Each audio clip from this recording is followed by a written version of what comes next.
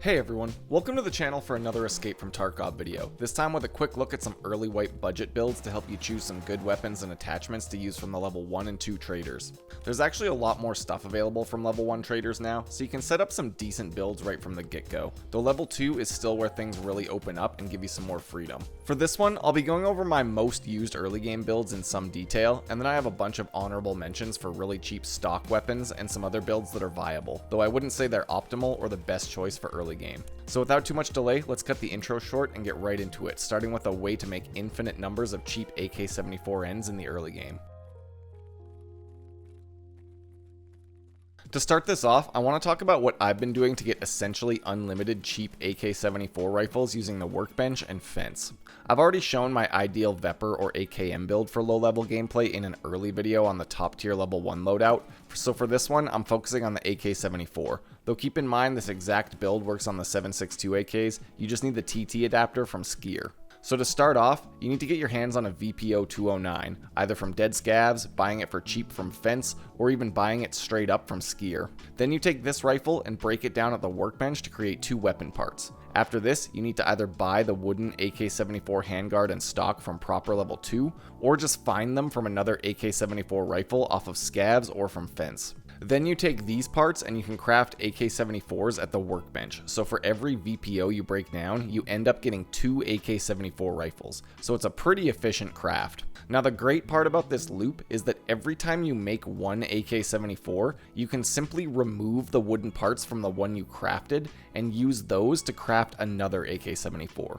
So you only need to acquire one set of the wooden parts and you can keep crafting these rifles as much as you want. Now after you make the rifle, you can add some attachments to set up a good build. For a pure budget setup, you only really need 2 parts to get rolling. First, I like the Ultimac railed gas tube from Skier level 1 for a bit of recoil reduction onto the rifle at low cost. Next, you want to add the Dovetail Cobra reflex sight from proper level 1, and this is a solid little budget build already. Once you get level 2 Skier and proper though, you can add some pretty amazing improvements for very cheap. First, you want the DTK1 compensator for some good recoil reduction from Skier level 2, which also fits onto an AKM using the TT adapter. Next, just get the GP25 rubber pad from proper level 2, and these 2 additions give you quite a bit of extra recoil reduction. If you want even more recoil shaved off this rifle, first I would say add the Bastion dust cover for a small boost, and then replace the Dovetail Cobra sight with the normal Cobra from Jaeger level 1. Next, the handguard can be swapped over to the AK-100 handguard from proper level 1, and then you can add the RK4 grip from Skier level 2. Either of these setups are really viable early game, so decide how much you want to spend and enjoy an essentially infinite supply of cheap AK-74s using this method. Next up, I just want to quickly go over some upgrades you can make to the starting USEC M4 rifles once you hit level 2 Peacekeeper. There's really almost nothing you can do to the M4 or ADAR at level 1 traders except for adding a sight and a low profile gas block so it's easier to aim. This gas block is from mechanic level 1 for very cheap, and then I recommend the Cobra sight from Jaeger level 1 or the MRS from Skier level 1 to replace the iron sights on the M4 and the ADAR. Once you hit level 2 Peacekeeper though, you have some really solid options to add some extra stats onto the M4 or the ADAR. First, you want the KAC railed handguard, which is only about $60 and adds rails for attachments. Then I add the RK4 grip from Skier level 2, which is the best foregrip you can get in the early game. Do note that this handguard does not work with the ADAR though, and you can buy the MOE handguard from Skier level 2, but honestly I don't really recommend it because it doesn't add much and you need extra rails to get attachments on that you can't buy yet.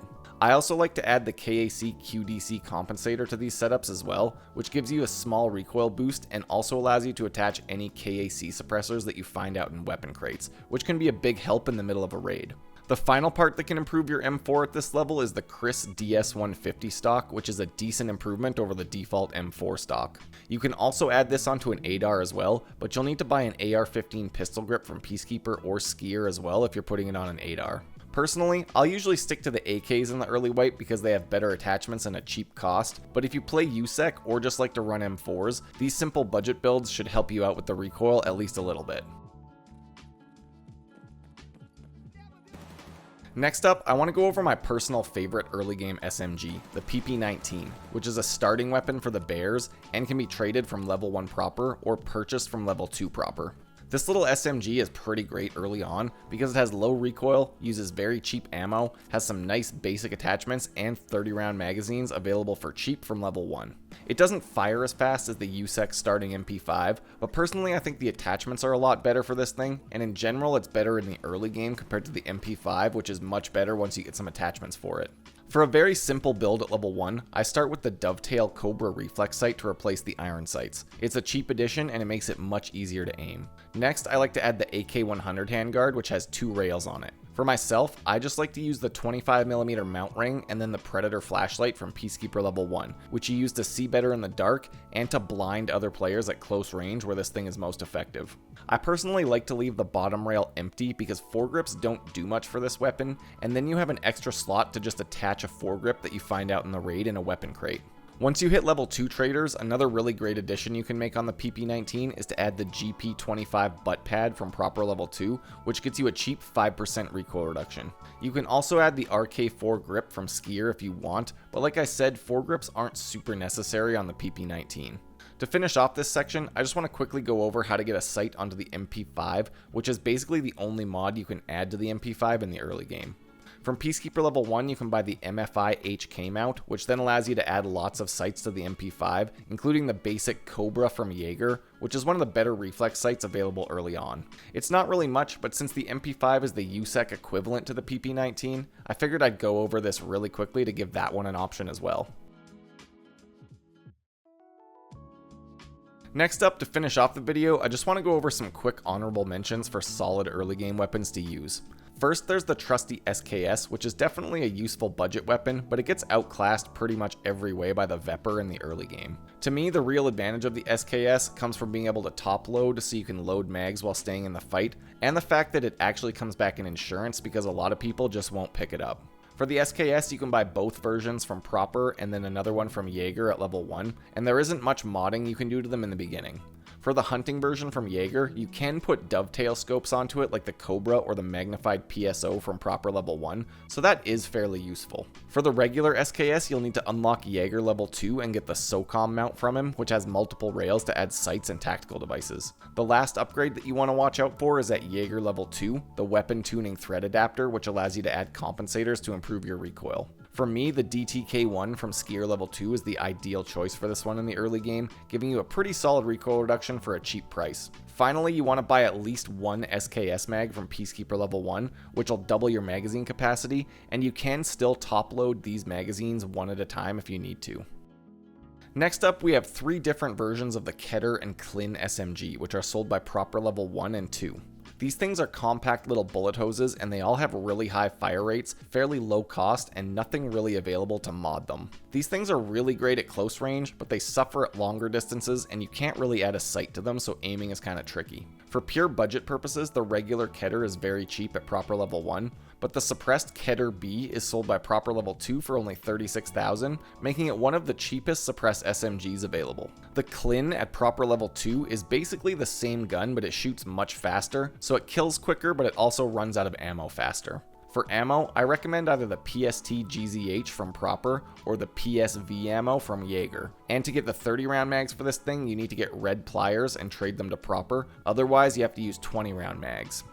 Similar to the Keter, the PPSH is another cheap low-level SMG that is useful very early when armor is scarce and people don't have tons of meds to heal away heavy bleeds quickly. It's pretty cheap from Proper level 1 and you can buy 35 round mags from them as well. The ammo for this thing is a little bit better at medium range compared to the Keter, but it does deal less damage. It's still a pretty decent choice though early on, and it shoots incredibly fast, so it eats away at basic armor and causes a lot of bleeds and black limbs if you can hit people in the arms or legs. Finally, my last recommendation for guns that I use a lot early on would be the semi-automatic shotguns, the MP553 and MP555. Both of these shotguns are pretty common drops from scavs, they can be looted in crates, and both can be purchased from Jaeger level 2. The 153 can also be traded from Jaeger level 1, so there's lots of ways to acquire them. Shotguns got a pretty huge buff in the last patch, and they're actually really powerful now as long as you make sure that you're hitting the legs, the arms, or the head. Each shot will injure and disable your enemy pretty harshly, and disable them by blacking limbs and causing lots of bleeds.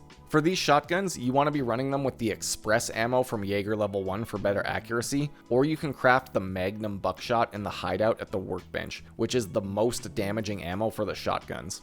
Make sure you also get the 6-round magazine from Jaeger level 1 for the MP5 so you have some extra ammo in a fight. If you want, you can add the target ring reflex sight from Jaeger level 1 to the 153, or you can use the SPRM mount to add regular reflex sights from Jaeger level 2, though honestly, it's not really that necessary to put sights onto shotguns.